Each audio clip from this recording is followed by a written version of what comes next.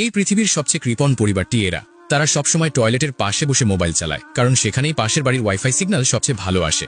রাস্তায় যখনই ওষুধ ছিটানো হয় তখনও তারা জানালা বন্ধ করে না, কারণ তাদের মনে হয় এতে ঘর আপনাতেই পরিষ্কার হয়ে যাবে। লোকজন বলে গরিব পরিবার সারা জীবন পিৎজার গন্ধেই কাটিয়ে দেয়। তারা ধনীদের মতো জীবনযাপনের স্বপ্ন দেখে, কিন্তু কিছু বদলাবে এমন কোনো আশা তাদের ছিল না। কিন্তু একদিন জন একটা সুযোগ পেয়ে যায়। তার এক পুরনো ক্লাসমেট তাকে টিউশনের একটা চাকরির ব্যবস্থা করে দেওয়ার কথা বলে। জন ভয় পেয়ে যায়, কারণ তার কাছে কোনো কলেজ ডিগ্রি ছিল না। সে ভাবল নিশ্চয়ই তারা তাকে ফিরিয়ে দেবে। তখন তার বোন আন্না তাকে সাহায্য করার জন্য একটা নামকরা ইউনিভার্সিটির ভুয়া সার্টিফিকেট বানিয়ে দেয়। পরের দিন জন ধার করা কাপড় পরে সেই ধনী লোকের বাড়ির দিকে রওনা হয়।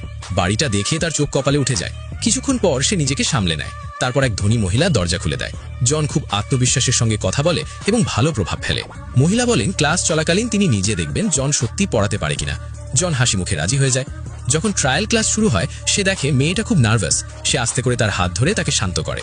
এটা দেখে মহিলা খুব খুশি হন এবং তখনই তাকে চাকরি দিয়ে দেন। হঠাৎ করেই একটা তীর তার মাথার ওপর দিয়ে উড়ে যায়। ওটা ছিল ওই মহিলার ছোট ছেলে। ছেলেটা খুব ভালো ছবি আঁকতে পারত, কিন্তু তার ADHD নামের একটা সমস্যা ছিল। তার খামখেয়ালির কারণে এখন পর্যন্ত 10 জনের বেশি শিক্ষক চাকরি ছেড়ে চলে গেছে। মহিলা খুব চিন্তিত ছিলেন, কারণ তার ছেলের জন্য সঠিক শিক্ষক পাচ্ছিলেন না। এই কথা শুনে জন বলে সে এমন একজন মেয়েকে চেনে যে খুব ভালো আর্টিস্ট এবং বাচ্চাদের সঙ্গে কাজ করতে জানে। মহিলা খুশি হয়ে বলেন তাকে যেন তাড়াতাড়ি ডেকে আনা হয়।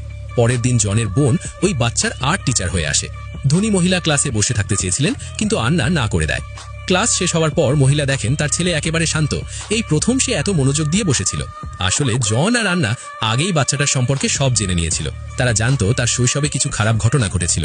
আন্না তার কথাবার্তা থেকে বুঝেছিল সে ভেতরে ভেতরে খুব কষ্টে আছে। সে মহিলাকে বলে সে শুধু আর্টই শেখাবে না, আর্টের মাধ্যমে তার মনও ভালো করে তুলবে। এই কথা শুনে মহিলা খুব